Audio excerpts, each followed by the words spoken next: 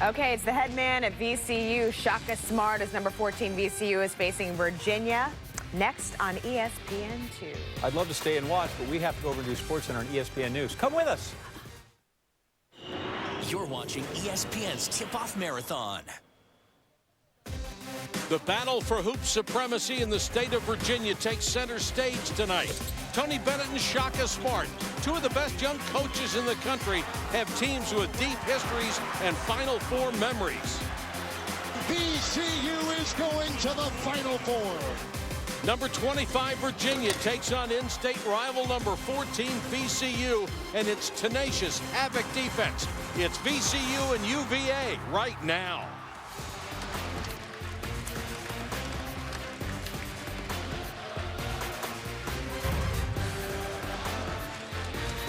Welcome to the ACC on ESPN. From Charlottesville, Virginia, it's number 14 VCU against number 25 Virginia.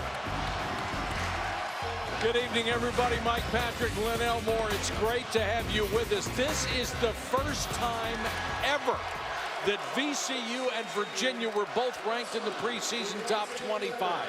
Each easily won their opener, and now this game has national implications right off the bat. Well, certainly everybody wants to see these two match up. Last year, Virginia finished the regular season with 21 wins, including 11 in the ACC.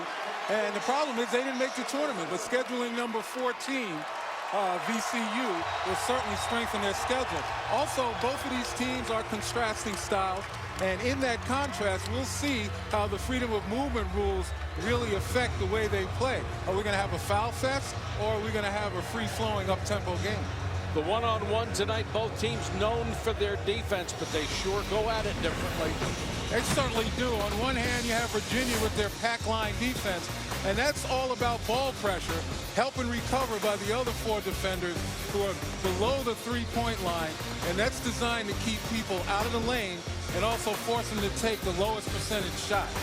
And for Virginia Commonwealth, they have elements of surprise and aggressiveness designed to create havoc.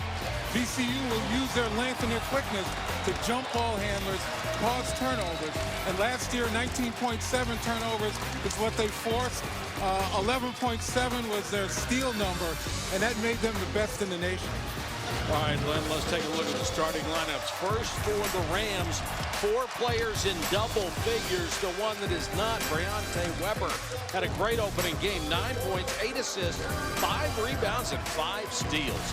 For the Cavaliers of Virginia, 2 seniors, 3 sophomores. The seniors, first team All-ACC Joe Harris, third team All-ACC Akil Mitchell.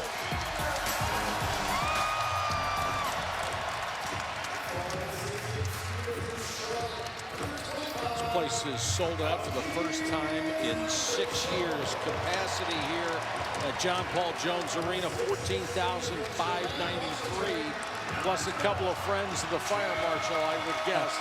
It's packed to the rafters. That's Tony Bennett, now in his 5th season at the helm here in Charlottesville. Led them to 22 and 23 wins the last 2 seasons. And for VCU, Shaka Smart, also in his 5th year, he has had great success there, including 4 NCAAs, 1 Final Four trip. These guys, right after they each got their head coaching jobs, started working with each other to set up a home-and-home series. And this is the first game to bear the fruits of their labor. Virginia will return the visit to Richmond next season. Well, you got to applaud Tony Bennett simply because, again, most of the major schools, so to speak, will never venture into Richmond to play VCU on their home court. And that was a problem that Shaka Smart met once his team started to really establish themselves. They're a team that everyone's afraid of playing. Virginia in the home white, VCU black and gold. First time in school history for Shaka Smart. He could have gone anywhere. and decided to re-up with VCU. Got a 10-year extension. He is signed through 2023. It's a good move for the school. Good move for Shaka Smart. Brandenburg controls the opening tip. Well, right now, Virginia opens up in man-to-man, and once again, ball pressure, trying to close off the lane. And it's about help and recover. Help. Virginia does Now they're going a tremendous job to jam the middle. Down the lane goes Graham, and he has the layup. It's the one thing that is the most difficult thing to do against the Cavaliers, and go right down the gut. Brogdon back the other way and turned it over. Malcolm Brogdon, the sophomore. Well, right there, a lot of switching going on to make it look as though it was a zone, but it's just a terrific job right there. Graham just finding the crease and going right in. Virginia's going to have to, again, clog that paint due to the quickness. Weber, little weave to Brandenburg. They get it into the corner. Redick.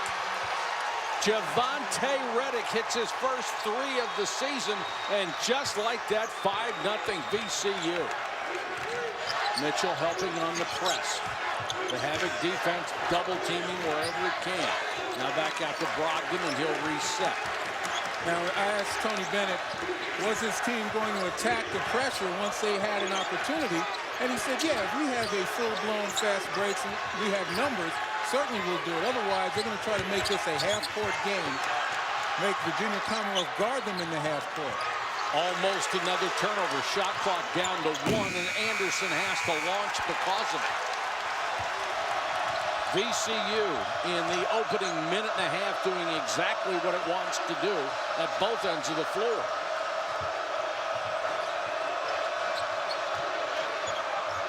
Graham looking inside. This is Redick. Weber down the lane, multi-talented guard, and throws it away on this occasion.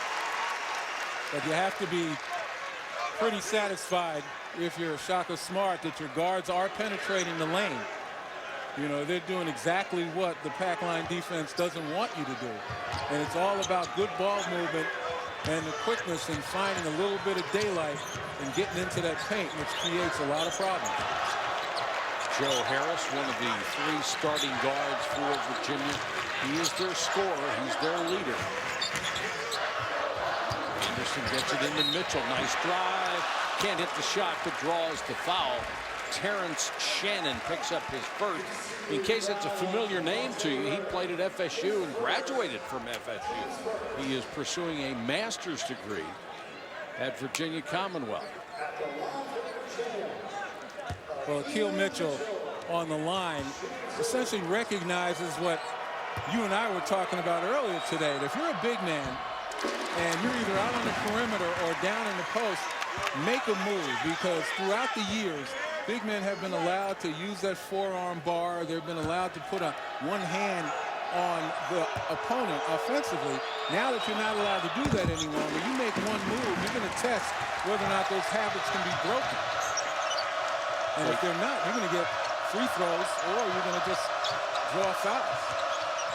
The VCU foul went against Redick and not Shannon. Graham, nice dish inside to Redick, and he traveled.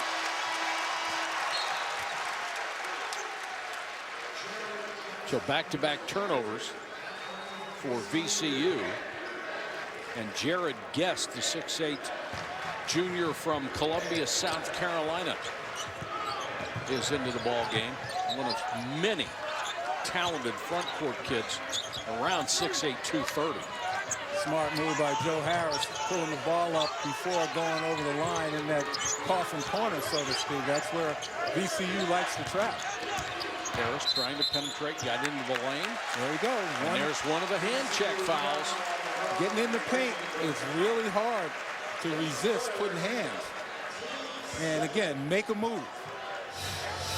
Take a look at Harris right here on the drive, left hand. There's that left hand on and in 2 hands. It's just so hard. And those are habits that you've developed throughout the years. And the irony is that these rules have always been in place. They just haven't been called. They have to adjust, and they will. Jared Guest with the block. And here's a runner and a foul. We talked about at the beginning of the telecast that we're going to have a foul fest, or we're going to have more of a free-flowing game. And initially, the game looked good. Now, the last couple of possessions, the officials have gotten right in there and checked the hands and called the foul. Well, here's the most important thing to know. Everybody has told these officials they are supposed to call these fouls. It is a point of emphasis this year. You're supposed to be strict about it. This is a great officiating crew. If there's a foul, they're going to call it. Weber with a runner. Offensive rebound to the Rams. Weber will reset, looks to Shaka Smart, see what he wants. Melvin Johnson in for the first time. All A-10 rookie team a year ago. Good pass to Shannon, and he missed a shot under pressure. And the foul will go against VCU. Oh, you got to dunk that. Terrence Shannon athletic enough, strong enough to take it to the basket. Watch when he goes to the basket, his palms are up, which means he's just going to kind of finger roll it. Your palms have to be down, you have to be over the rim, and you have to slam that home. Fouls on Jared Guest, his first. Very difficult to get VCU in foul trouble. They go so deep, so even if they call them about as tight as you can, they've got 10 or 11 players who can play. You see Virginia doing a nice job getting different people to bring the ball up, so no one is quite fatigued. London Paradis is into the game for the first time. He gets it to Harris, and Joe Harris makes his 193rd career three. He is 6th on the all-time list for the Cavaliers, and they have tied the Rams. Burgess, his first shot down the lane. That's an offensive foul.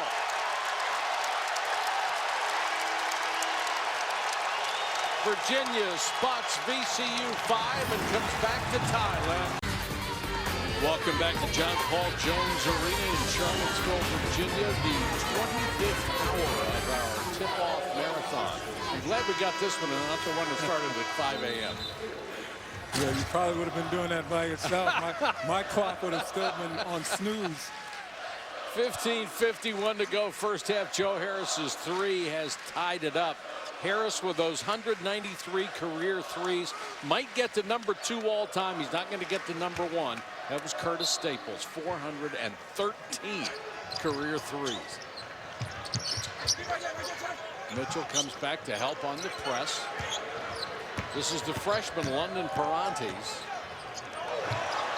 Harris wide open. Clanked it off the front of the rim, and that should be a holding foul, and it will be on Burgess, his second. Burgess was trying to hold the Virginia player off the ball.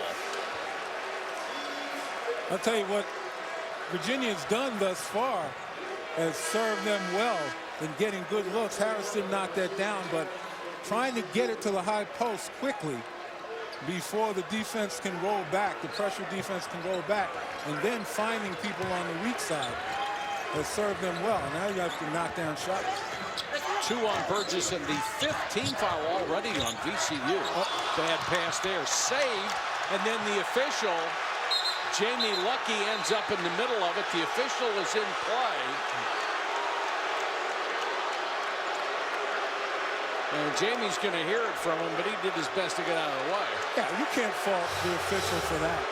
Take a look, the bad pass and the attempt at the save. Where else is he going to go? Jamie is unlucky on that one. That's not good. He didn't have any time to work on that one. Graham, there's a hand check on Justin Anderson, his first.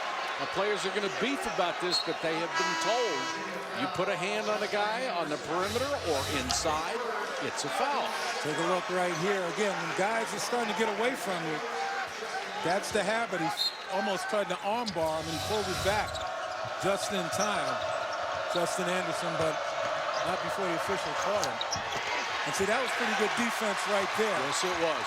No hands. Anthony Gill kept his hands up. Akeel Mitchell lost it, And then Harris commits a foul going out after the rebound.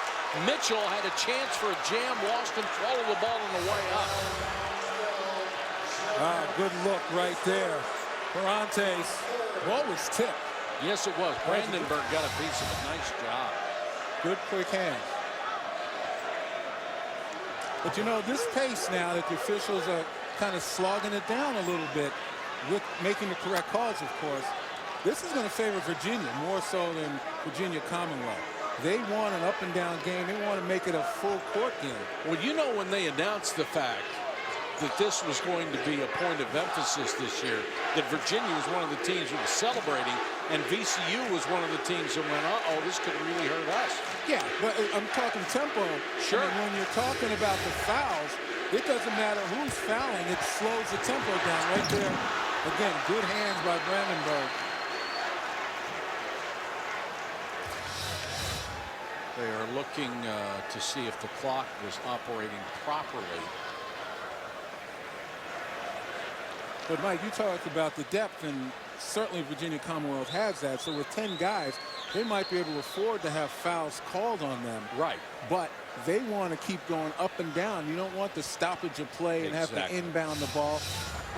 If there are going to be any turnovers, they want them to be live ball turnovers off steals so they can get out in transition. You see the clock continued to run there. It was at 15:08. And then it didn't start when they inbounded the ball, so they had two issues to deal with. So what you're saying is it actually ends up negating Virginia Commonwealth's depth because the game is stopped so often. Yeah, and it's, you know, it negates also their flow, their mojo, if you will. And they keep after you, keep after you. Well, that was a great job by Brandenburg. Just barely nicked the ball. Never gave up on it.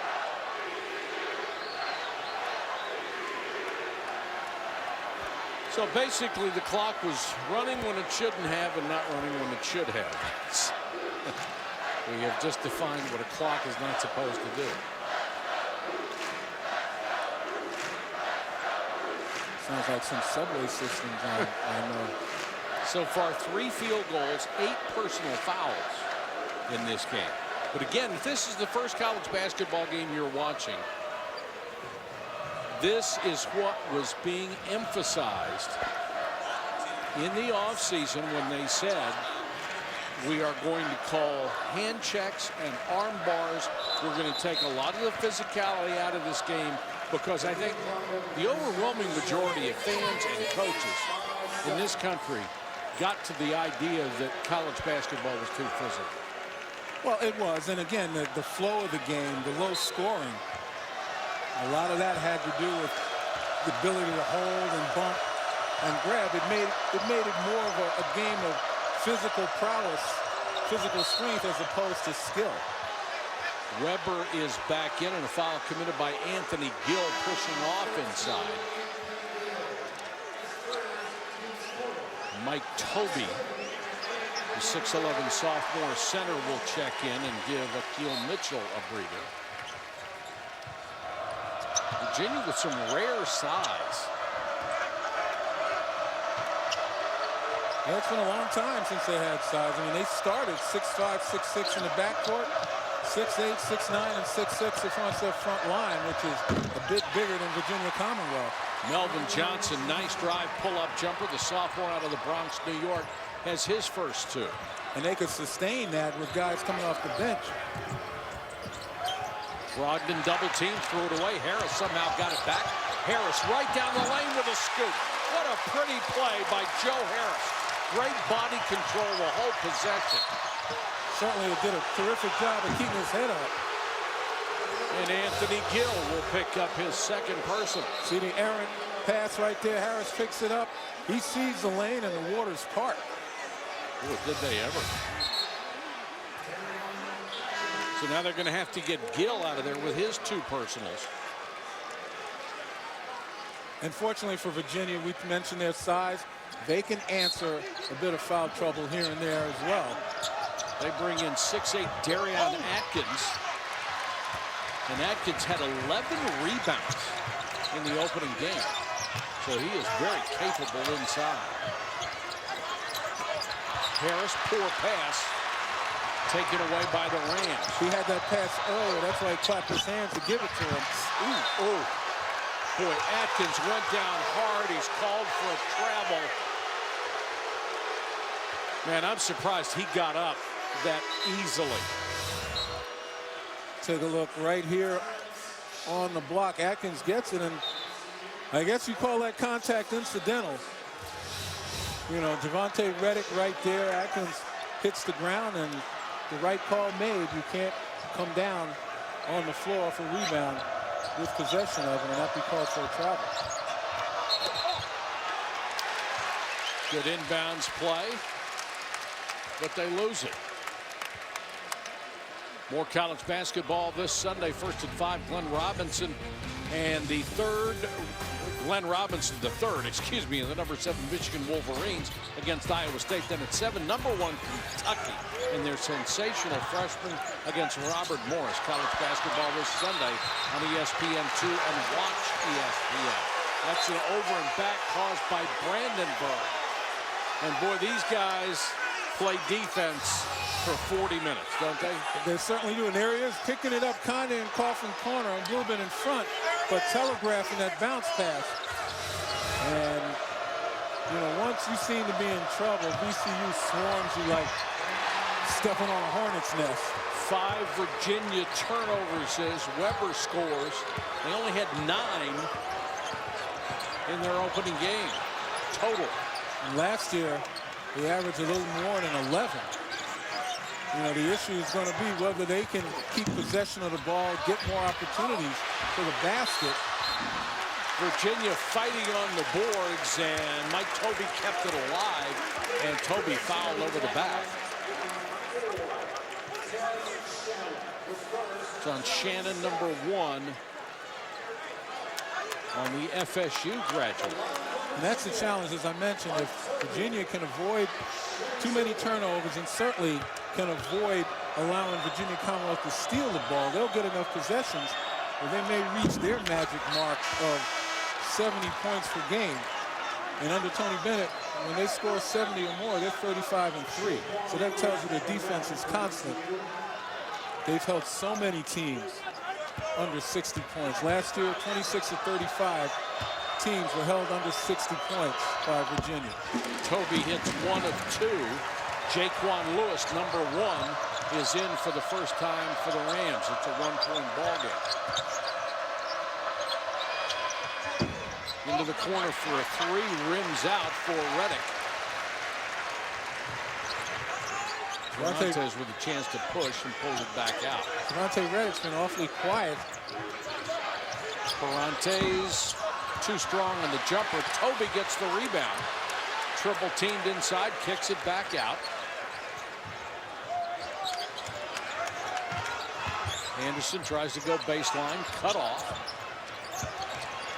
Parantes was open, gets it to Brogdon. He's wide open and missed. Virginia Commonwealth has not really gone inside that much. Graham with a runner, and he's fouled. They got 2 horses on either block in Reddick and Terrence Shannon. And they seem to be more content in putting it on the floor, trying to go down the middle, than setting up on wings and getting straight post-ups. Now, we know Virginia's going to double team the post, but that's the best way to get Virginia out of position, is to be able to get the ball inside the post and allow that postman to find the open man. Excuse me, when Darion Atkins gets the personal foul and Graham goes to the free throw line. He's out of Temple Hills, Maryland. Coming up later tonight, Florida, Wisconsin, Kansas, and Duke. Some great early action. You see another one of those long, lean, quick defenders. And Jared Guest on the floor right now. He's going to be at the top of that pressure. And you look at his length, and you look at his size, and you wonder how some of the more diminutive guards get the ball past him in any particular double team. Virginia in trouble. And Guest may be getting a warning from Mike Eads. May have stepped over the line, but didn't create contact with the ball. Otherwise, that would have been a technical foul. Double team in the backcourt. They get it ahead to Atkins and now to Anderson. Anderson, nice catch by Toby. Offensive foul on Anderson. Anderson made a great move but couldn't pull up in time as he got it to Toby. That's 2 on Justin Anderson. Well, you see the defender right there. And the defender was there before the arms went up to make the pass or the shot, which is a new rule. Anderson will sit. I was really impressed with Toby's hands to be able to catch that pass. That was a bullet pass. And he was able to come down with it. That's a 6th turnover by Virginia. Johnson with the drive, well defended. Harris with a rebound, and he kicks it out to Brogdon. Knocked away. Harris was open. Goes down the lane, double team. They took it away. Now Virginia Commonwealth is starting to assert their will, making this an up-and-down ball game, playing a little quicker than Virginia would like. Weber gets it back out to Lewis, and they'll reset. VCU by 3 with 11:30 to go in the half. This is Shannon. Nice spin, goes up with the left hand, missed the shot, but he's fouled by Toby. High tempo, high energy, and the results speak for themselves. You look at their defense right here, these numbers are almost staggering. And it's 2 years in a row that they've led the NCAA in turnovers forced, steals, and turnover margin. The turnover margin, including being first in the country, was the 6th best ever. And they just continue to keep the pressure on every pass, every dribble. Virginia has 7 turnovers. They've only hit 2 out of 10 field goals. The Cavaliers right now very fortunate to be down by only 3. And the reason why they're down only 3 is that the calling of the fouls, their ability at times to control the tempo has kept the scoring down. But you're right, VCU constantly relentless going after the ball. And again, the numbers speak for themselves over the last couple of years. Terrence Shannon has some bad memories of this place. Yep. Makes 1 out of 2 on the season. He is 3 for 7 from the line and will be relieved. Mo Alley Cox, redshirt freshman, 6'6", 250. This guy is put together like a defensive end or outside linebacker. And just a freshman now, when he finally gets it, he could be pretty tough. Even though as a power forward center, he might be undersized. That strength and that width. Look at that body, man. Oh. Reminds me of you and your youth. Oh, yeah. But that wasn't you? Just the fact that I had one. That's the only comparison. Big and strong. Now he's got to watch it now and get his arm once the man gets the ball. Toby gets the ball. Got to lose contact. Virginia's offense has struggled to get points. Toby at the top of the circle trying to bring Mo Alley Cox out with him, and he does. Shot clock winding down. Akeel Mitchell misses it. Toby, nice move. And that's going to be a shot clock violation because I don't think, let's check and see if it touched the rim. If it did, the shot clock would reset. If it did not, they didn't beat it. But again, I was impressed with Toby getting the ball back and using good hands. Oh, you take a look right here. Ooh, yep, it hit contact, hit the rim. It hit it. So Toby able to score. He's got 5 rebounds, 4 offensive so far in this game. And boy, what a lift if he continues to play this way to be able to get great minutes out of your 6'11" center. Holding call against Melvin Johnson. That's 1 on him.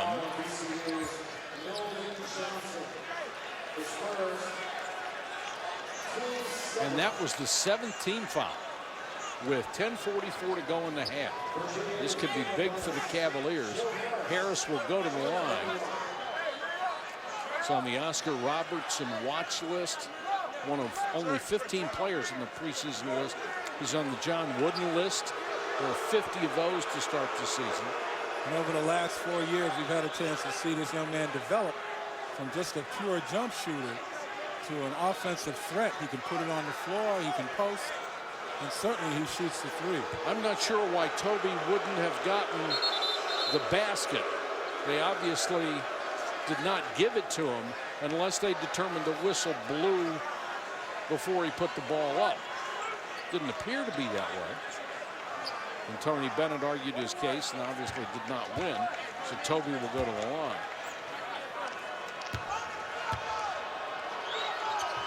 Or Harris, excuse me.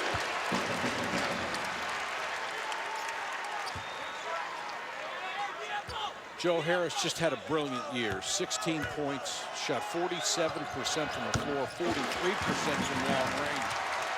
He is the only first-team ACC player returning this year. Lead is cut to 2. Harris has 7 of the Cavaliers' 10. And again, you combine the fouls which come at inopportune times for VCU as well as the defense, and it slowed them down a little bit, but it hasn't cut down on their efficiency. Great drive by Melvin Johnson. Got in the lane, used his left hand. Is the freshman out of Los Angeles to Harris. Akeel Mitchell backing in. Brogdon was wide open in the corner, instead chose to drive into the lane and had it go off a VCU player out of bounds. We take a look at the high screen right there, and just a little bit of reversal, and the cutter kind of mixes up the defense if nobody's in the middle. You saw Joe Harris kind of pointing. Somebody should have been in that middle. Good ball movement by Virginia Commonwealth, and it's kind of gotten Virginia out of their defensive scheme as they try to match the quickness. Reached the 10-minute mark of the first half. Harris trying to drive. Going to be a foul away from the ball, I believe.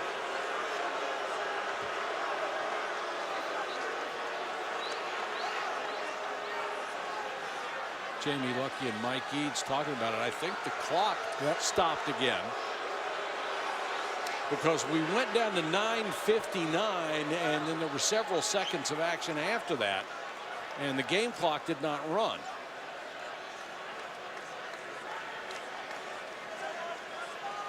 And it's exasperating the officials. There it is. It starts. And then it stops. Looked like a couple of seconds went off. So Virginia will inbound. They contest everything, don't the Rams? Brogdon. 1 second, has to shoot and missed the rim, so it's a shot clock violation. Well, I mean, the relentlessness of VCU, it may not always come up with a steal, but they begin to chip away, wear you down mentally. Well, they make your life miserable. Yeah, and you know, that type of mental pressure, that anxiety takes its toll on you throughout the course of the game. Graham with a runner, got it. Mo Alley Cox has set a couple of screens that have been teeth-jarring. Biggest lead of the ball game for the Rams. They're up by 6. Oh, look at Lewis. Right in the teeth of the dribbler. The miss by Toby, and here come the Rams again. Brandenburg, floater, no. Toby outlet to Harris. 2-on-2, good bounce pass to Mitchell. Basket and the foul. Nice. A good pass, a better catch. On the run for the big men. This is very difficult. Nice pass, bounce pass. And then the recovery and the ability, the body control. Akeel Mitchell on the money. The two seniors working together. Brandenburg picks up his second. Well, you know, as a big man, when you're running the floor like that, really tough to catch a pass down around your knees. All right, in the crowd like that. And again, not only that, but to corral it. And as you're going past the rim, to utilize that body control. Akeel Mitchell last year, 13 points, almost 9 rebounds a game. Missed that free throw badly. Looks like both of these teams changing philosophy. It's been Virginia who's gotten out to run a few times. Virginia gets back nicely, forces VCU to half court, and VCU is executed. Reddick uses the glass. 4 possessions in a row now. VCU has been able to penetrate that defense and get into the paint. And that's the one thing you're not supposed to be able to do against that pack line defense. That's right. Mitchell, nice dish and a foul. Well, you're right. They're switching roles, aren't they? They certainly are. Remember, Tony Bennett told us that they will run if they have numbers. That time it was 2-on-1 and nicely executed. Well, they would do this last year in the games I had with Virginia, and the year before they'd be plodding along and all of a sudden they'd have an opportunity to run, and boy, they did run. Next Tuesday, a journey to the tourney matchup. Chris Crawford and the 13th ranked Memphis Ball Club take on Marcus Smart, number 8 Oklahoma State. That's next Tuesday at 8, also live on Watch ESPN. Darion Atkins out of Clinton, Maryland. Missed them both. Cavaliers not doing well with their free opportunities. Steele, nice reach in by Parantes. Harris got caught up in traffic. Fortunate that he didn't turn it over. Brogdon.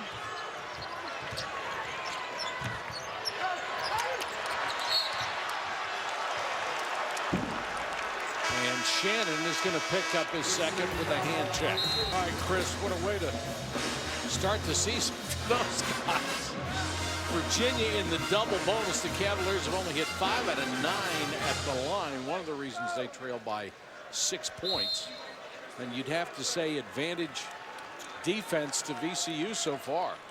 Yeah, I mean, they've had to play the solid defense on at least half court as well as the full court, simply because, again, the style of play, the will to be able to play half court primarily has gone to Virginia. They've been able to force VCU to play in the half court. They just can't hit any shots. And I'll tell you what, the VCU defense has a lot to do with that. Yes, it does. Brogdon hits the first. He'll get another. He's out of North Cross, Georgia. Missed all of last season with a broken bone in his foot. They hope he'll be able to handle the point guard duties this year. Here is a triple team and a steal as Lewis drove right into traffic.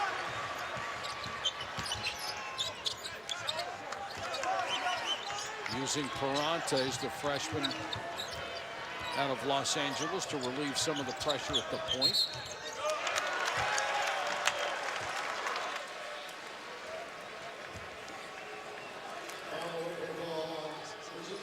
Illegal screen by Akil Mitchell.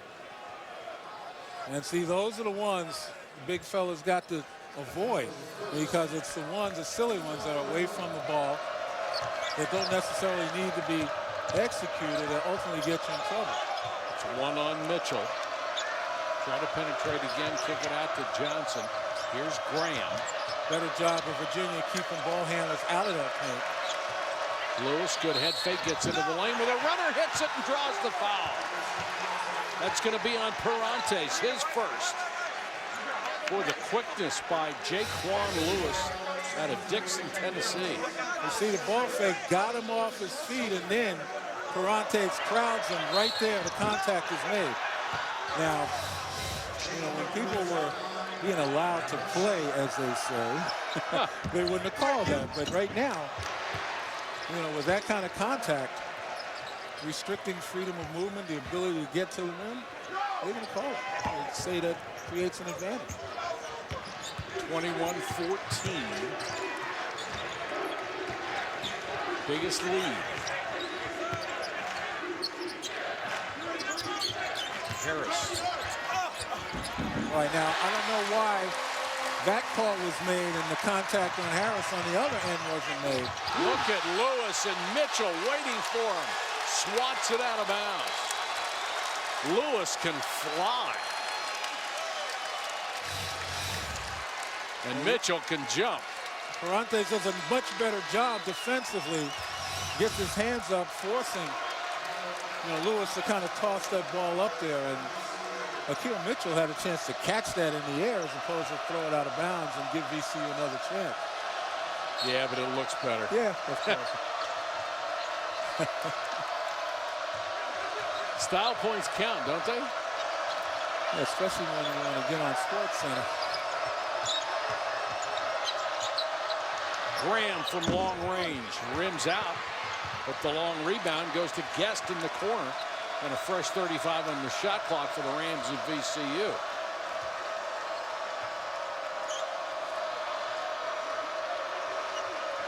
They're going to try to spread the court in that 1-4 set.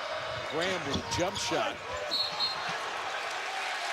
And the foul underneath is going to go against VCU. They said Akil Mitchell is just kind of stutter stepping, waiting for the good timing on that block. He had it eyed all the way, and he was helped by pretty good defense by Parantes, not allowing Lewis to get all the way to the rim. Mo Alley Cox picks up his first. Like we said, it's tough to get VCU in foul trouble as a team. They've got 11 guys that Shaka Smart does not mind putting out on the court. He thinks all of them are competitive. So you spread the trouble around. Both teams have 10 personal fouls each, and we still got 6 minutes left in this first half. We talked about it at the beginning of the telecast. Is this going to be more of a free-flowing, up-tempo game as we have seen in segments, or is it going to be a foul fest, particularly as this game wears on and maybe the score gets tighter? Well, I'll go back to the earlier point. It's up to the players to adjust. Yep. 21-18. 15 on the shot clock for Weber. Gives it up to Lewis. And this is the kind of half-court game Virginia wants to get VCU playing. And they haven't forced many of these. Weber has to unload with the shot clock running down. Virginia basketball. Jones into the ball game. He'll give it back up to Parantes.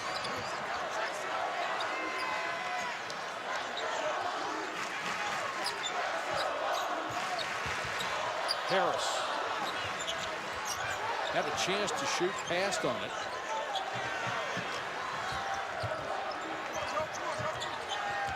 Good double team, but a good switch by VCU, and that ball's out of bounds. Atkins stepped on the baseline, trying to retrieve that pass, and another turnover for the Cavaliers, another empty possession. The 10th turnover. And it's got to be so disappointing. You played good defense a couple of times down, and you can't pay it off on the other end. That's a travel. All right, here's the pack line D that's working pretty well. It's all about help and recover. You have ball pressure here, and as you move, watch the guys seeing man ball, all focused on where the ball is and get the help. Now right here, if you freeze it, you have one guy in the paint. He's going to step in. He's going to step in.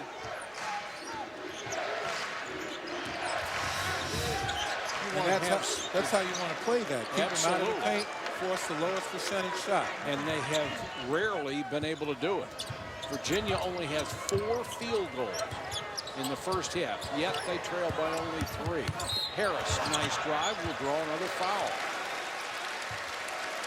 If you want to have some fun, just watch number 12 for VCU, Mo Alley Cox. Just watch and wait till he sets a screen. When the screener or when the defender runs into him, he might as well be running into the basket support. And you know what? The defender should never run into him, because the guy guarding the screener, Mo Alley Cox in this instance, should be screaming his head off. Scream, scream. He'll get somebody killed if he doesn't. That's right. Because that kid doesn't move when he gets hit. Joe Harris misses a free throw. He has 9 of the Cavaliers' 18. 6'6", 250, and this young man is built as solidly as you can get. And I'll tell you what, if you don't call out the screen and you hit him, it's a crime. And the guy that didn't call out the screen is an accessory.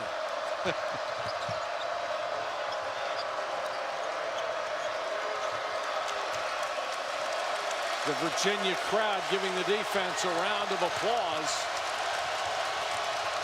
Second straight possession. They've been able to keep him out of the lane. Then there's a nice drive. Mo Alley-Cox after the rebound off the miss by Weber, but Virginia has it. Well, Virginia Commonwealth using the high screen and the spread floor to get in to the paint. I think Virginia's got to do a better job of hedging that screen and cutting the driver off. Foul on the drive.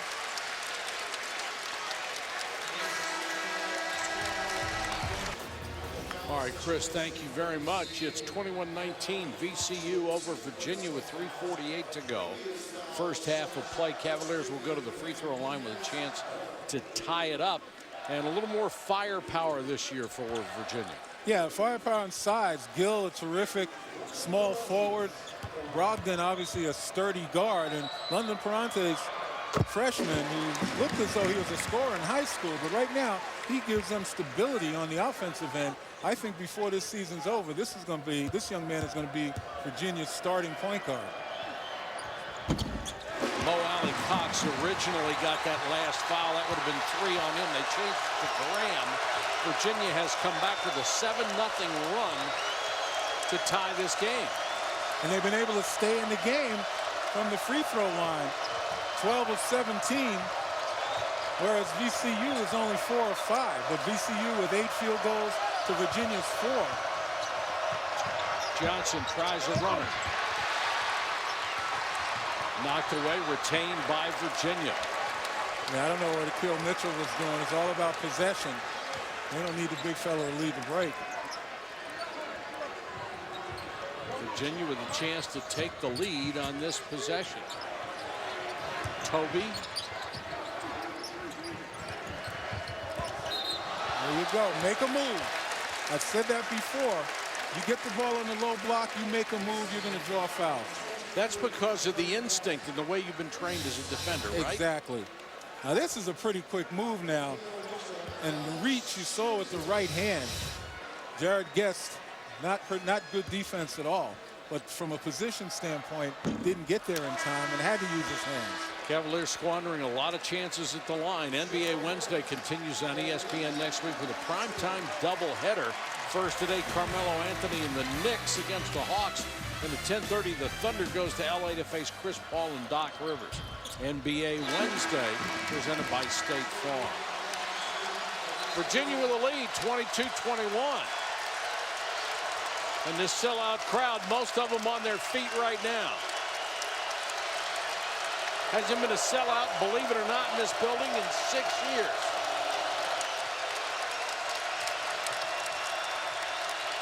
Treveon Jones, number 5, has played some good defense since he's been on the court. Picking up Briante Weber.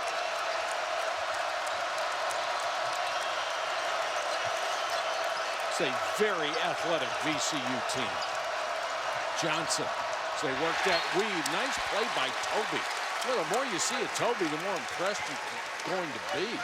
Shutting off that middle, and now Virginia got a little more pep in their step and guarding the perimeter.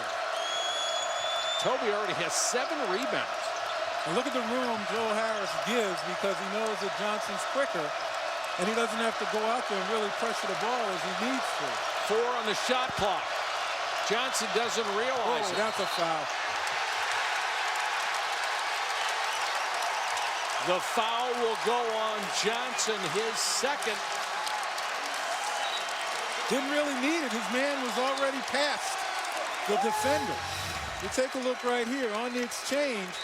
He was already past him. Oh. The very definition of the moving screen as he throws the shoulder in there, and Johnson had no chance. 15 fouls on VCU in the first half.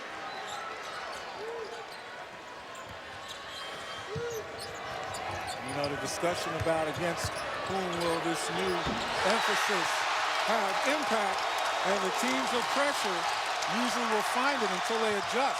Nice move by Toby. Toby at both ends of the court, the old school hook, and then the block, and stolen right back by Briante Weber. You cannot turn your back on Briante Weber. Even if it looks good out front, you got numbers, that man will never give up.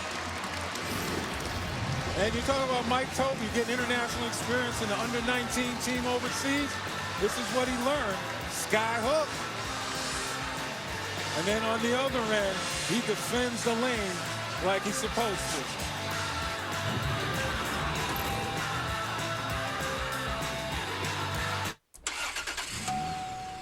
Great. This is the last thing I need. Seriously? The last thing you need is some guy giving you a new catalytic converter when all you got is a loose gas cap. What? It is that simple sometimes. Thanks. Now, let's take this puppy over to Midas and get you some of that good old Midas touch. You know what? I'll drive. And I have no feet. I really didn't think this through. Trust the Midas Touch for brakes, tires, oil, everything.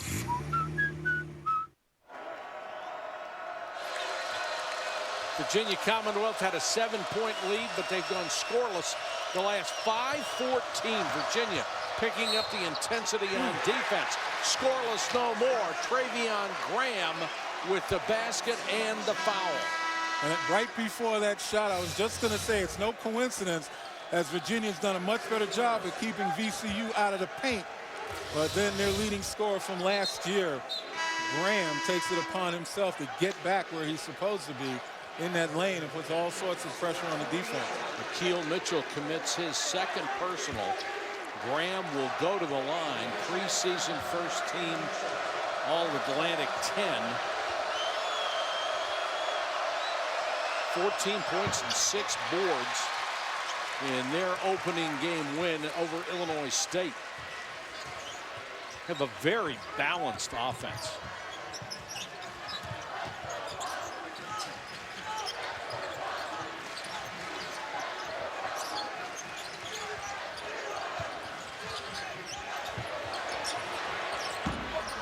Jumper from the top of the circle by Parantes won't go. Saved and taken away. And that's something Parantes is going to have to develop to keep defenses honest if he's going to play more minutes at the point. Harris with a little scoop shot.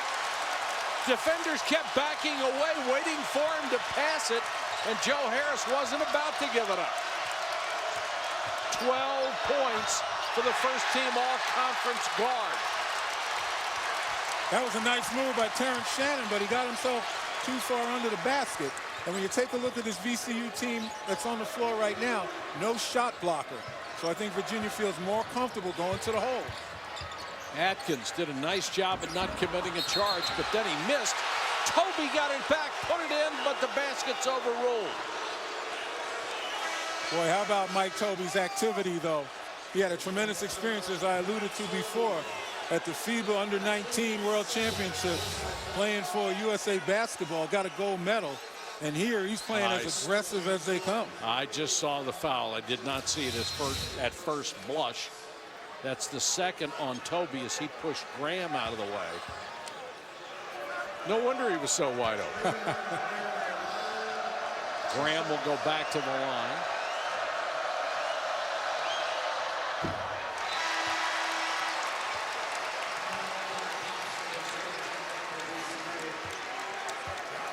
Tobey will sit. And Brogdon is back in. VCU only 4 out of 8 from the free throw line. In that opening game, they shot only 45%.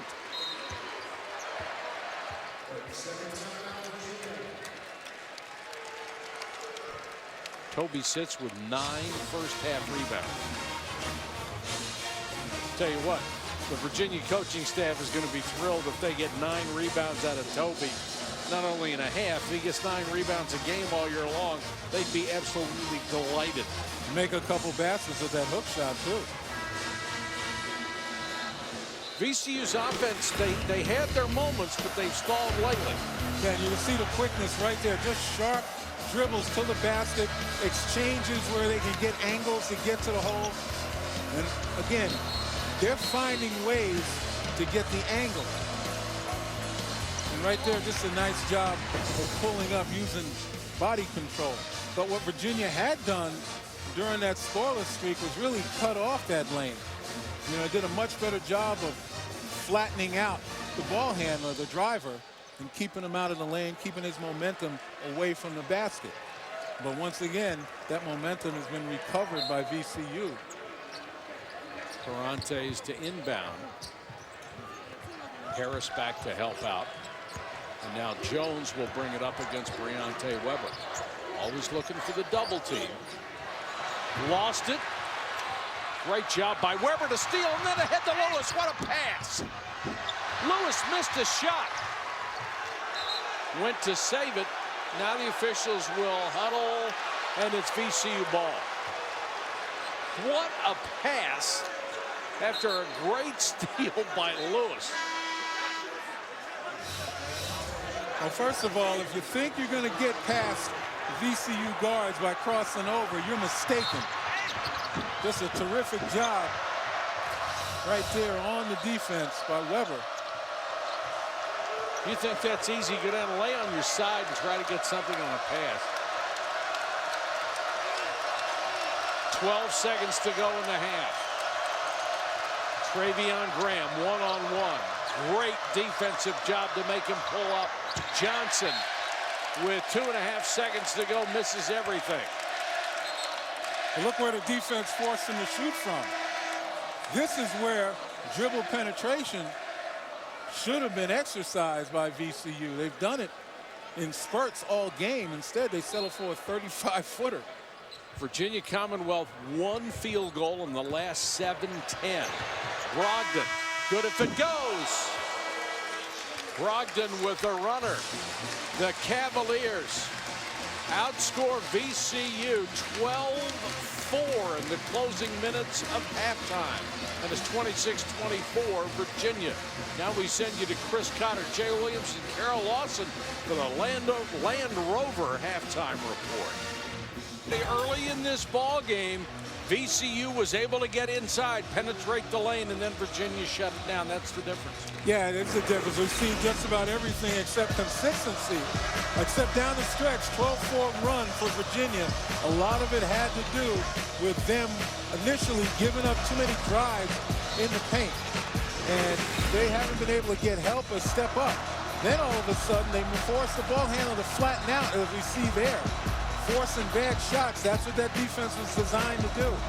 Another time, flatten out, but then collapse on the drive. And that's how Virginia, on the other end, able to get to the free throw line and score. That's how they've been able to get this lead. Take a look at these numbers. VCU with 11 points off turnovers.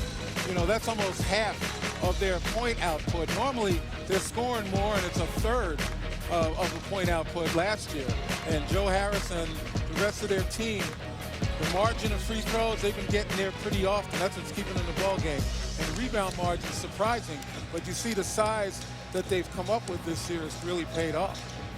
Yeah, Virginia, and this is from the halftime show where they had a couple of huge trampolines out there, and some of the waxes come up, some of the finishes come up off that floor. Interesting that Virginia out-rebounded VCU 20-11. Yep. In the first half. The free throw situation, Virginia was 13 out of 19 from the line. VCU only 5 out of 8. But overall, the fouls called, 15-12 was the total. VCU called for more fouls. And that's not a big discrepancy, obviously, only 3, but it's the type of D and when you foul. And the type of D, again, VCU has fouled Virginia in the act of shooting far too often. That's why Virginia has that point differential from the free throw line and attempt differential as well. That young man had to go find a mop and got a nice round of applause when he showed up. Hey, Mike, this is another thing that just had my eyes popping. You know, good defenses force teams out of their scheme, you know, forces them to go one-on-one. Both these teams must be excellent because VCU 1 assist on 9 field goals. How about that? And Virginia just 2 assists on their 6 field goals. So both of these defenses really gotten the job done at knocking the other out of their normal scheme. Akeel Mitchell, they clear the lane for him, and he goes right down the right side to score. Nice drive by Akeel Mitchell. Weber back the other way to Shannon. Good help and recover right there. So everybody collapsed on Weber, didn't allow him to take a step further than the high hash mark.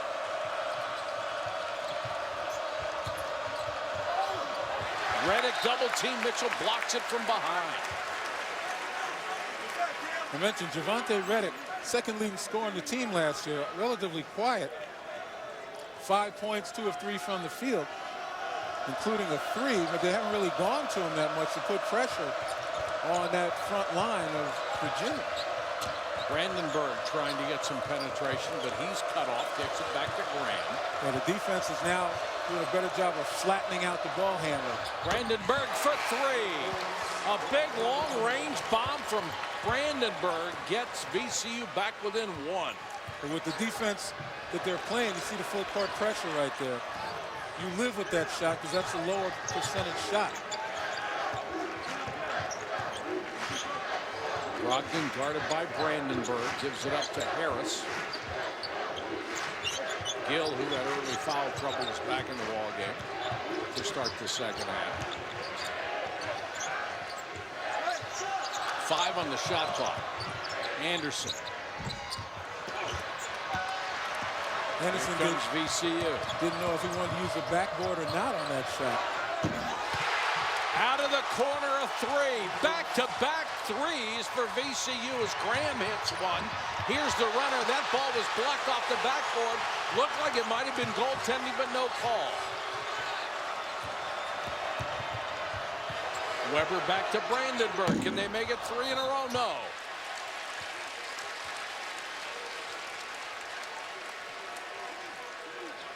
Redick called for his 3rd foul, and that's been the issue. Look at the penetration right here. Wasn't much of penetration as Harris forced the flatten out, but here's the move right here. Now, the only call, I think the officials, or the no call, the reason for the no call was that they didn't think that ball had a chance to go in. That could be it. Because it was short of the rim. That last foul was on Redick. It was his 3rd. That's huge. He averages 8 rebounds a game. We've already seen how important he is to this team. Mitchell down the lane. Good dish. Anderson ready for the pass and scores on the easy snowbird. Yeah, Virginia more aggressive against the pressure right now. And I always thought that if you can get advantage numbers, don't back it out. Take advantage.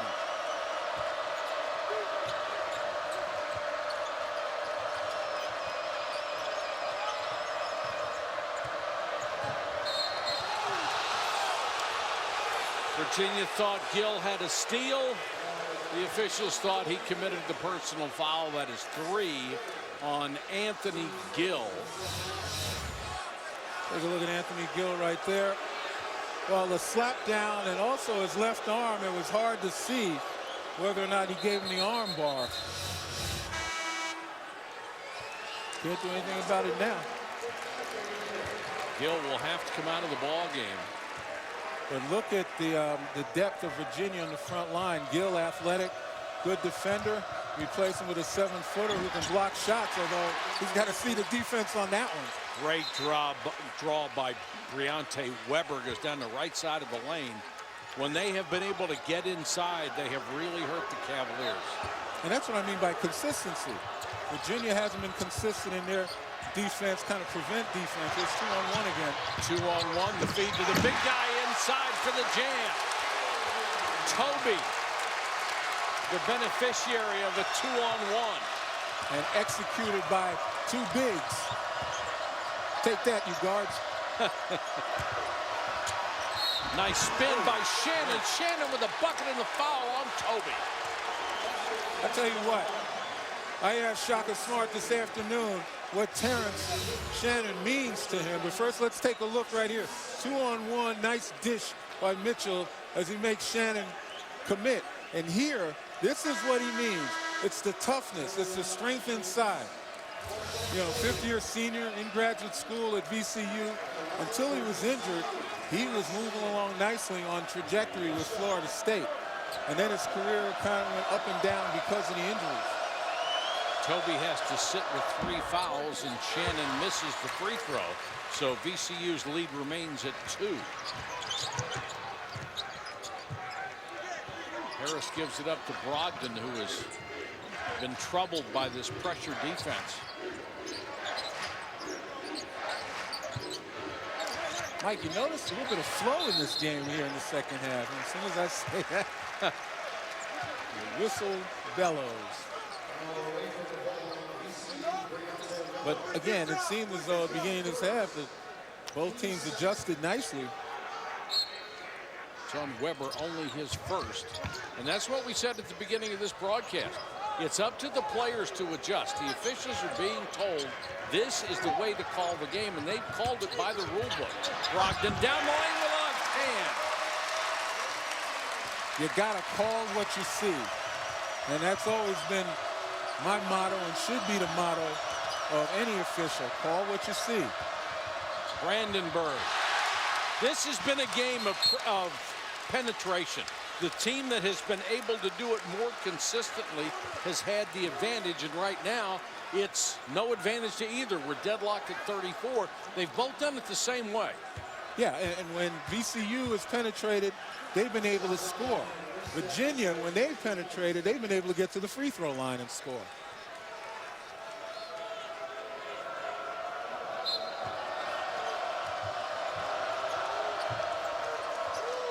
Inbounded to Briante Weber, the junior out of Chesapeake, Virginia.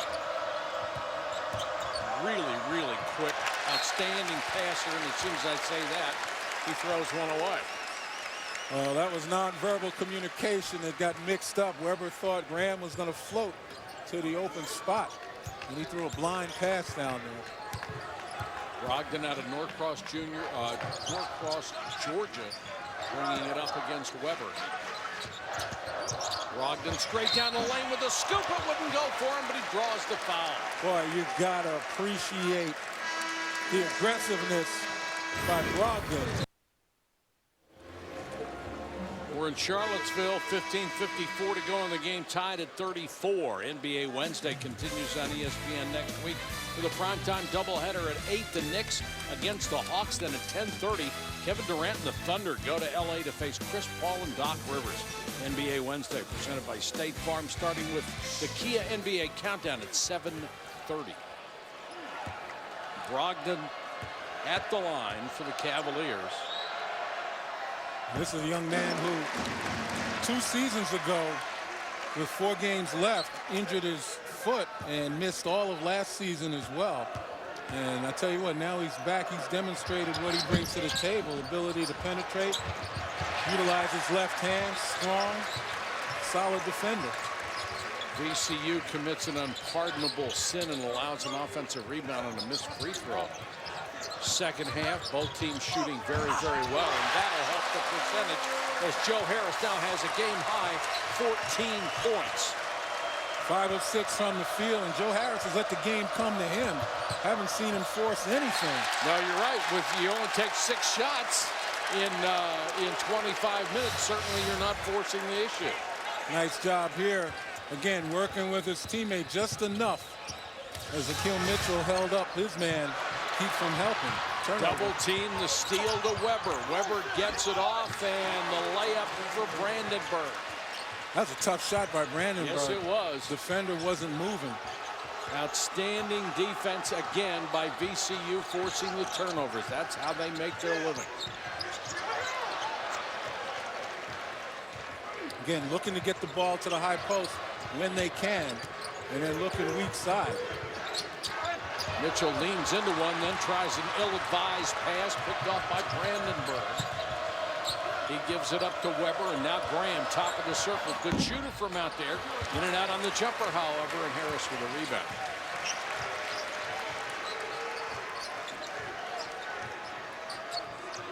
Both of these teams coached by fifth-year coaches, very personal guys who've done a great job recruiting. And both of these teams in the preseason top 25. Harris with a little floater and missed out. And both teams coached by point guards, guys who had an awful lot of energy. Although Tony probably a little more offensive-minded than Shaka Smart. Burgess gives it up to Weber. They have to reset. When they were played. Yes. Graham, shot clock at 11. Harris left his feet and made a mistake. Burgess knocks it down, and VCU has regained the lead. And Joe Harris knew it. Burgess was with a nice pull-up dribble under control. First points of the ball game for Burgess. Has the Rams on top. Then Harris fires a three and misses. That was really the first quick shot, maybe not good shot by Joe Harris in this game. Burgess to Weber. That's going to be a moving screen called on Burgess. That's his third foul. See, what's important in this pack line D is when you close on guys to help, you got to stay on your feet for that very reason.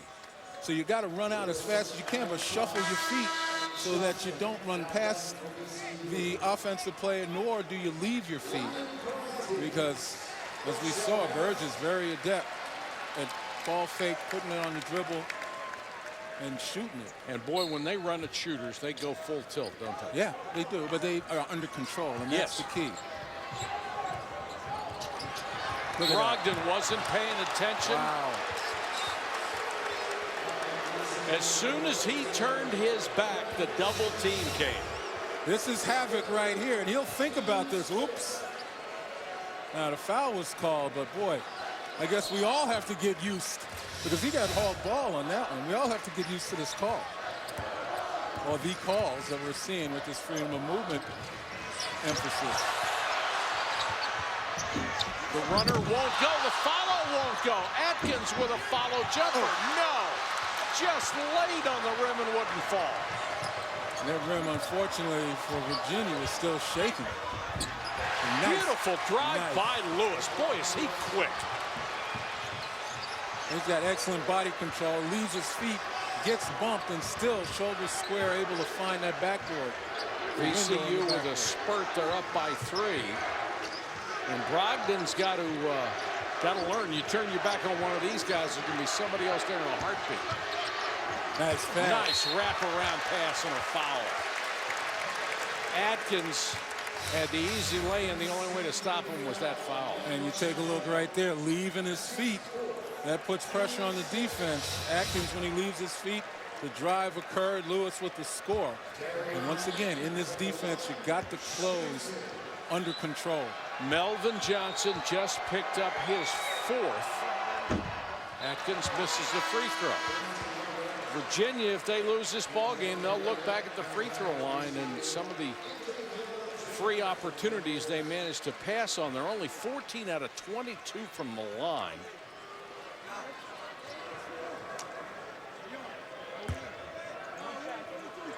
What a discrepancy between the two.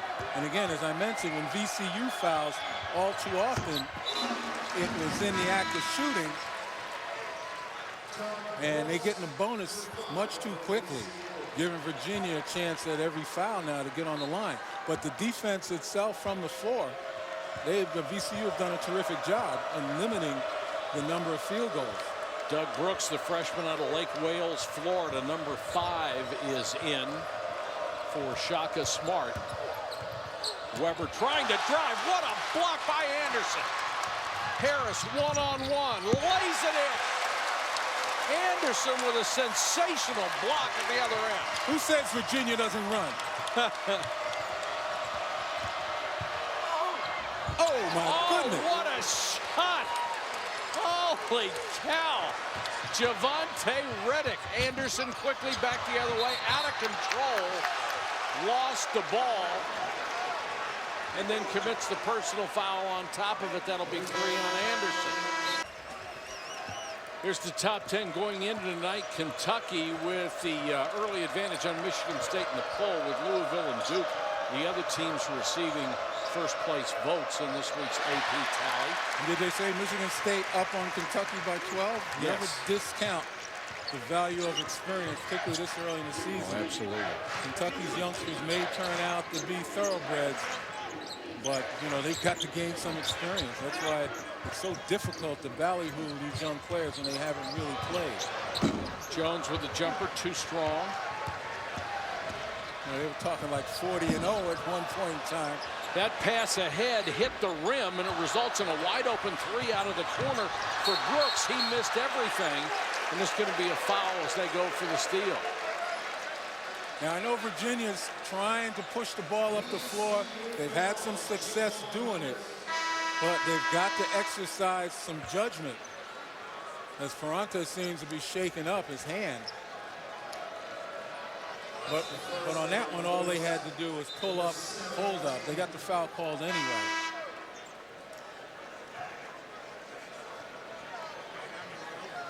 Virginia from the free throw line, 15 out of 23. Wow. VCU only 5 of 9.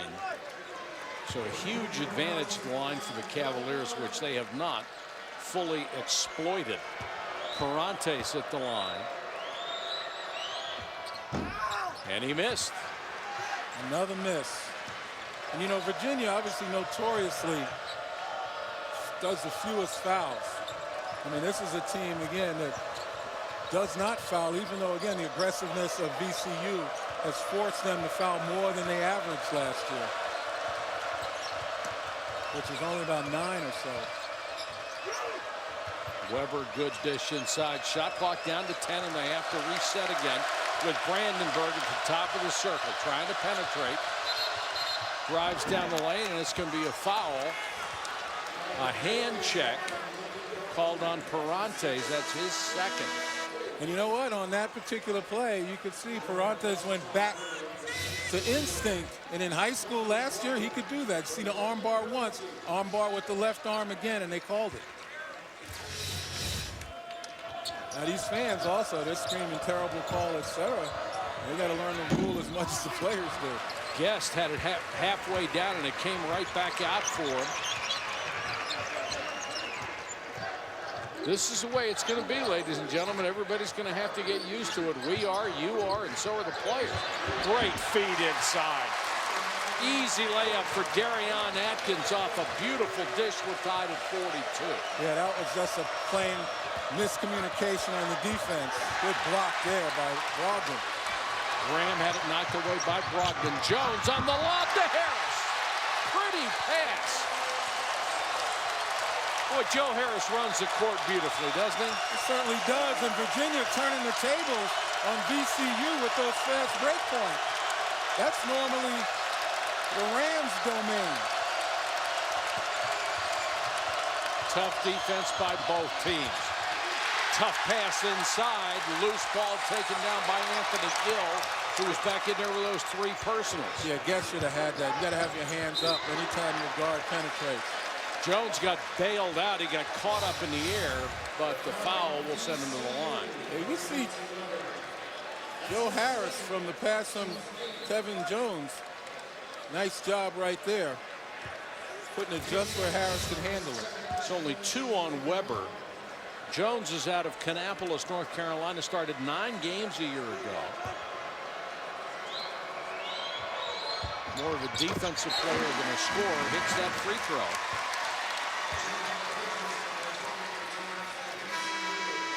And Virginia's either going to win or lose this one at the line.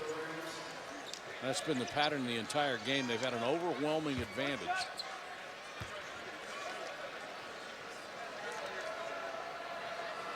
Both of these teams have exhibited athletic skill, depth. Jones only 1 out of 2. Boy, another miss.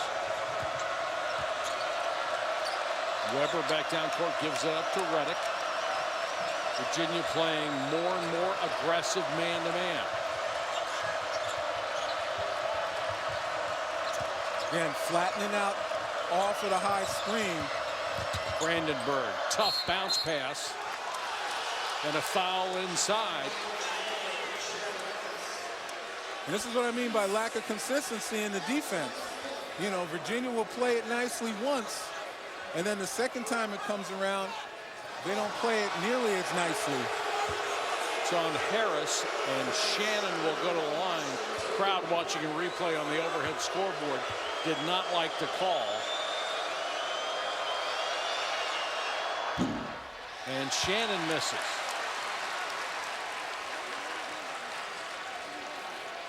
You know, a lot of times, well, take a look at the games that we've got coming up. It's a pretty good second night schedule, isn't it? Oh, can you kid me? At that Champions Classic, you got 1 and 2 and 4 and 5. Oh, man. Florida, Wisconsin will be starting on ESPN News until this one is over. The battle for supremacy in the Commonwealth of Virginia, and they missed them both. You know, when people talked about the college game, too physical, need more freedom of movement, I agree to a certain extent about flow. Another reason these games are low scoring because the inability to knock down free throws. And this is just not these two teams. I mean, you look across the country in free throw shooting. It's an epidemic. It is.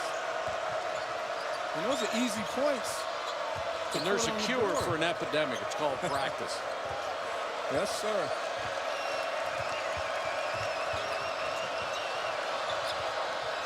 (45-42). Virginia by 3. Each possession, the crowd interested more and more in the defense, but Brandenburg canceled the defensive pressure that time. But did you see Gill gave no contest whatsoever, afraid of picking up another foul, especially the way it was called on him. Brogdon with a drive. Atkins with 2 shots at it, gets the follow. Darion Atkins, 6'8", 234 out of Clinton, Maryland, gives Virginia its 3-point lead back. We've got a timeout, 8:14 to go. They're not getting help quickly enough. You take a look here. First of all, Gill afraid to foul. Look where his hands are. And look, there's the player's going to get in there. But Joe Harris needs to be inside. And it's that failure to help that really cost them that bucket. Atkins at the line trying to complete the 3-point play, and he does. We did not realize that was a foul on top of the basket, so it's a 4-point lead for the Cavaliers. Burgess into the ball game, fires and misses.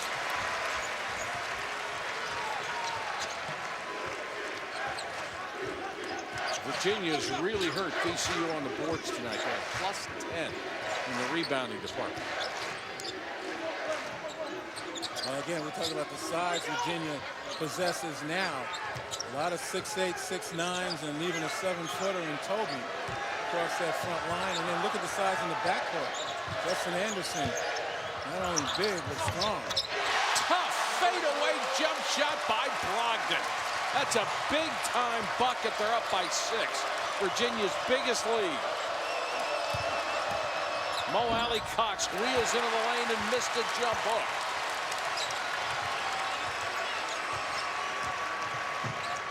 Anderson gives it up to Brogdon. Nice move by Anderson to get down the lane. Missed a shot, then Gill. It's going to be a blocking foul against VCU. A couple of players went down hard.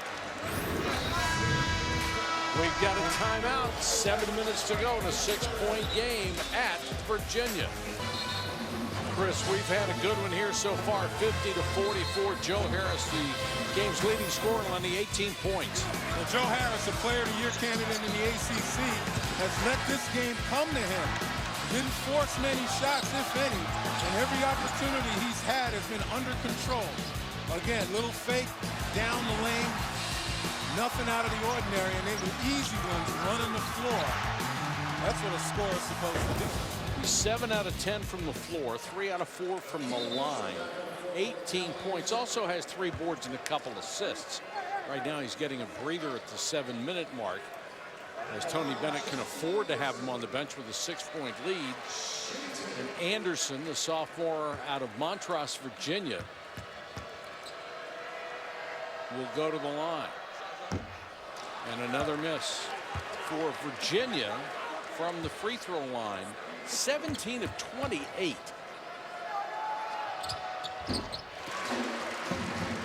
Much better shot. Good rotation. Just a little too hard and very little follow through. And like you said, practice, practice, practice. Yes. 51-44. The forgotten cure for all your ills.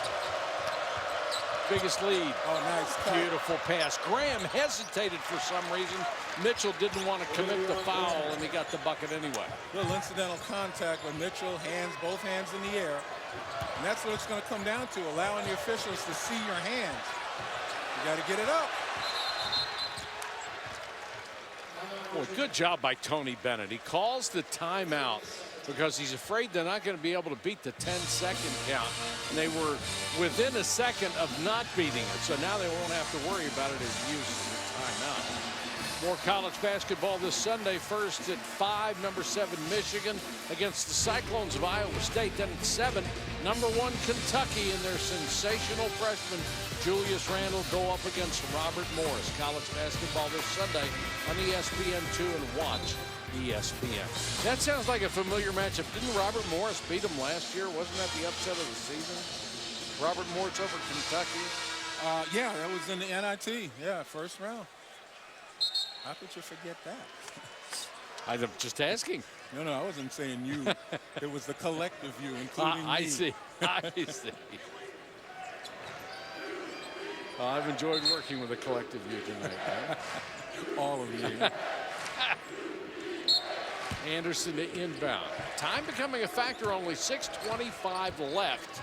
It is a 5-point Virginia lead, and Harris, after that brief rest, is in for what you would have to expect will be the duration.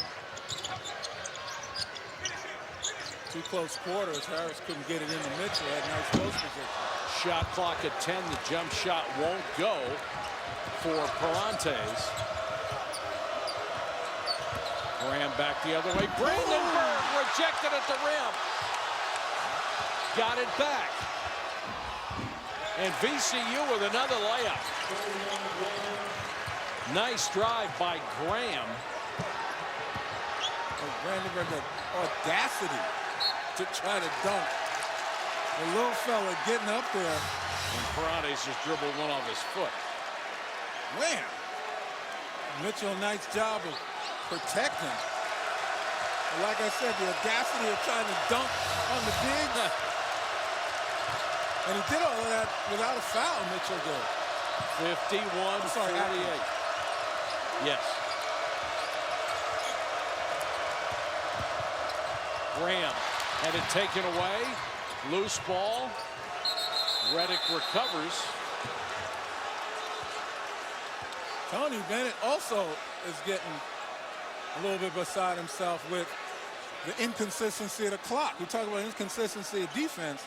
Clock operators better get on the JOB that once again they've created an issue and maybe taken an opportunity away from the home team. There's 15 on the shot clock. Now they're going to try to sort it out.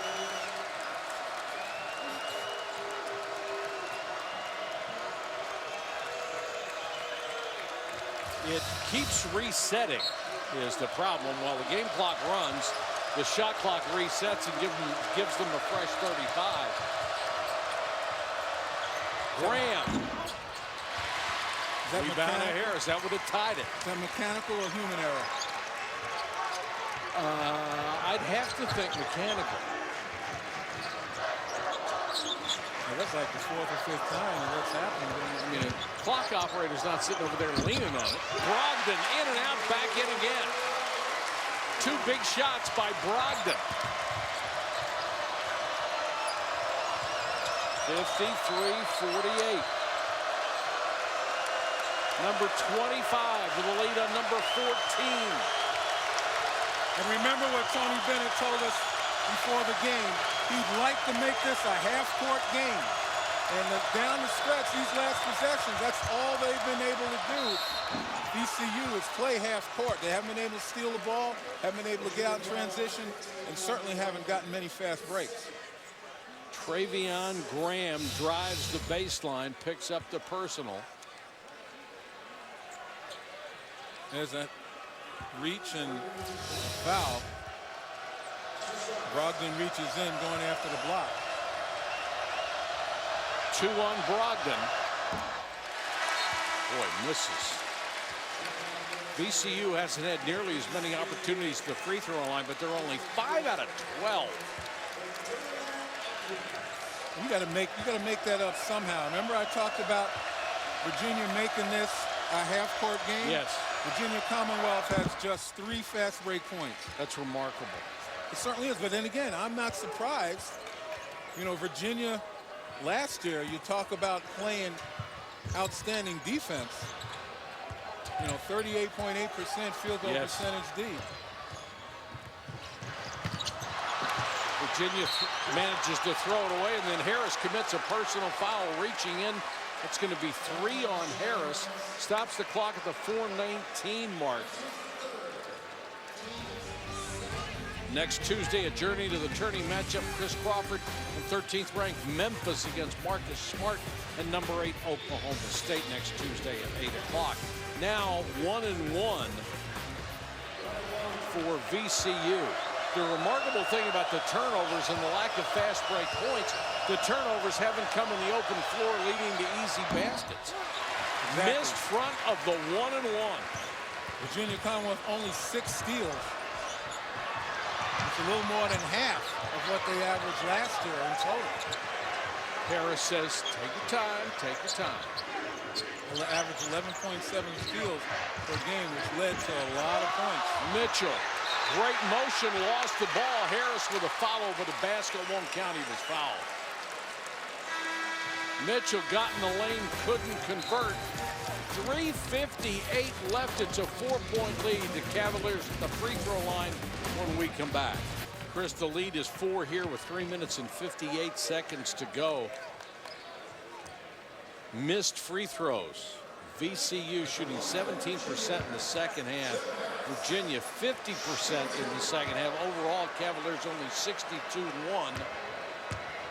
Reddick, Shannon, and Johnson now with 3 personal fouls, and even the reliable Joe Harris misses the free throw.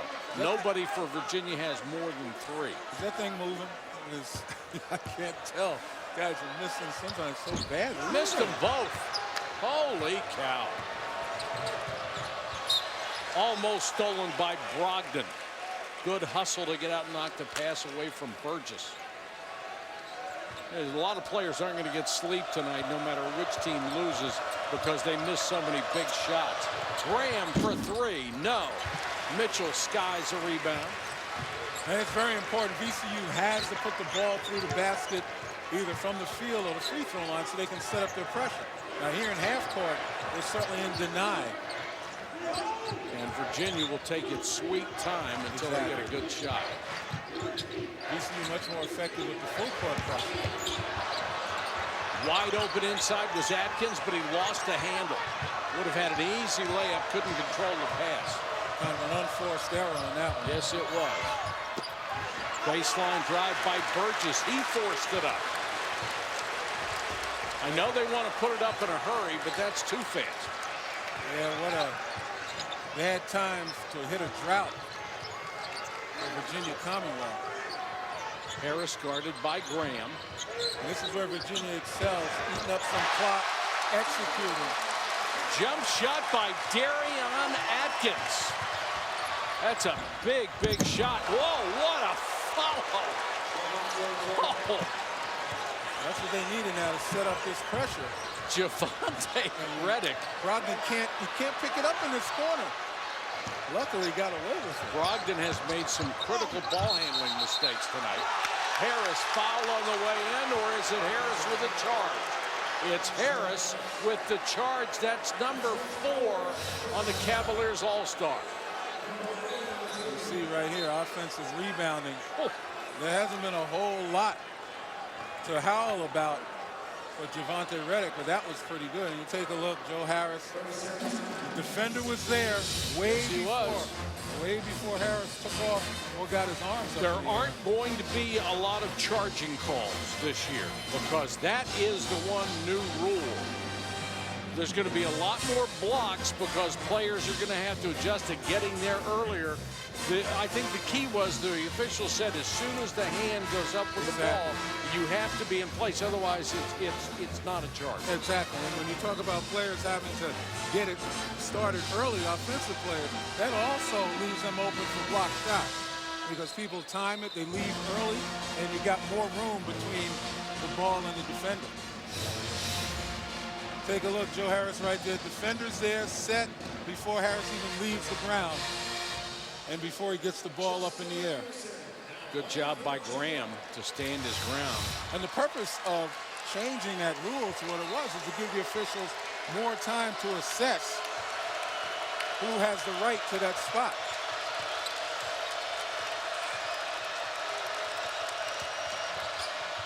Graham kicks it into the corner. The jump shot by Burgess.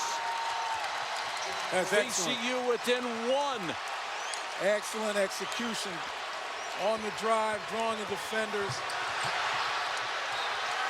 The redshirt freshman out of Midlothian, Virginia, hits a huge shot to cut it to one at the 2:03 mark. And you saw Parantes, the freshman, telling Brogdon, the redshirt sophomore, think. Graham once again draws Brogdon in. That's part of the pack line D. Help and recover. Brogdon to recover quickly enough. But on the other end, ball almost stolen by Weber. And everybody's telling Brogdon, you've got to make sure you know who's behind you. He certainly had his issues tonight. Harris is back in. And Brogdon with 4 turnovers. 1 point game at the 2-minute mark. Mitchell with a screen outside for Anderson. Now Harris down the lane, leans into it, had it partially blocked. Fight for the rebound, and it belongs to the Rams. VCU can take the lead. Burgess missed everything. You hit a 3 out of the corner, then the next possession you get a much better look and you can't hit anything. A 1-point game, that's not a bad shot, particularly as he has his runners. And another turnover. Taken away by Graham. Gets by Anderson. Oh, with a floater. Treveon Graham. VCU has taken the lead. And I didn't know there were that many Rams fans in the house. But they are representing here. A 7-0 VCU run. You know, what a time. Virginia had handled the pressure, had done everything, hit the offensive glass to get extra shots, extra possessions. Only in the last minute and a half, turning the ball over several times and giving VCU life enough. Anderson caught up at the baseline. Harris with 3 on the shot clock has to force the jump shot.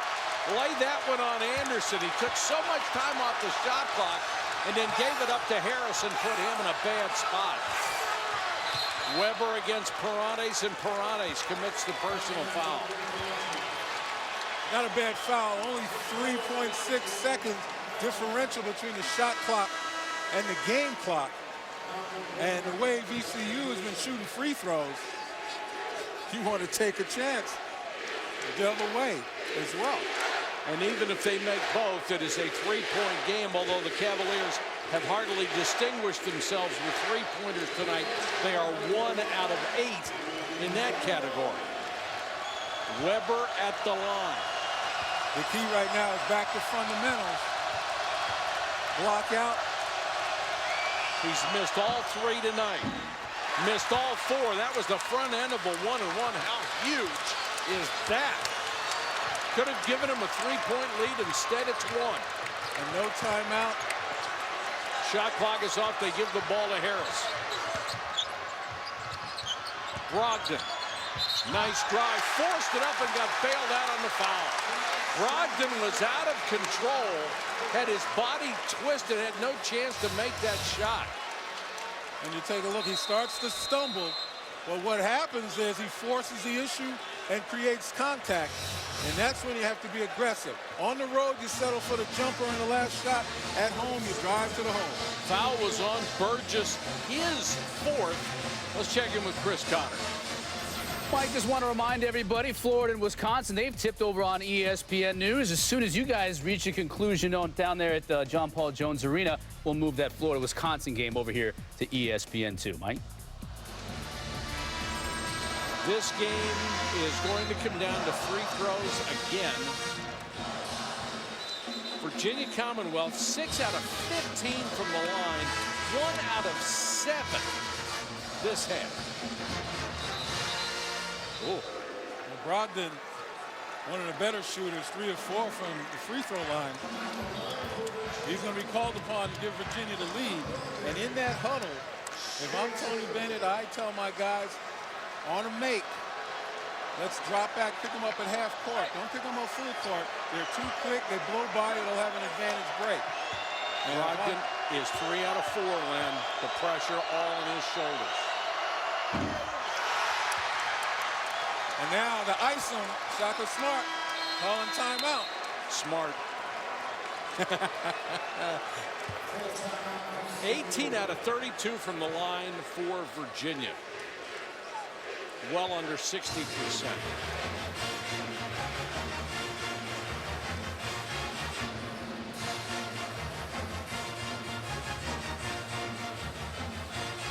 Treveon Graham has had a great game for VCU, hasn't he? He and Joe Harris matching points. Well, down the stretch, particularly, not only has he scored, he set his teammates up. And here inside, nice job with the ball fake against a bigger man. Here to change of pace dribble and the floater. He's the only Graham in double figures with 17 points, 6 of 12 from the field. Brogdon had a chance. So he's got 19 points. Yes, he has 19. Brogdon had a chance to give his team the lead, missed the first free throw, will have one more, a chance to tie it. If he can't hit the free throw, Virginia's going to have to commit the foul and send VCU back to the free throw line. I don't think right now there's a player out there that wants to go to the charity stripe. Oh, my goodness. Virginia has 2 points in the last 4:44. They seemed to be in control. And here's why you don't want to shoot free throws. Simply, you can't make them. That's no fun. Yeah, the Cavaliers were in control, and then they started to feel the pressure tightening. And they have to learn to finish right now. Brogdon to tie. Drained that one. And you know, you want to question whether or not that timeout was designed to ice him, which it didn't, or to set up the play in the event that he makes it. And I'm sure the latter was most of that conversation. 9.7 seconds to go. Brandenburg to Graham. He'll have to launch from low. Treveon Graham with a long three, and he buried it. How's that for clutch? On the road, a true road game. There seems to be no fear. You pick him up here, but you got to create more ball pressure. And then they leave him, the mistake made. And he had to pay for it. The rookie, London Ferrantes, leaves his man. You see him now trying to scramble to get back. Too late. And I don't think he believed that Graham would take the long one anyway, but he did. Now 1.1 second to go. You can still catch and shoot. But Graham right now is the hero. 22 points with 13 coming in the second half. It's going to have to be a long pass. Yes. To have any shot. You're going to have to take the chance. Look at now Ferrantes. There's a question about the clock. 1.3 perhaps. Maybe 1.2. Maybe it stays at 1.1. But the issue right now for Virginia is to throw the ball as far as they can to that guy. Joe Harris is their clutch man.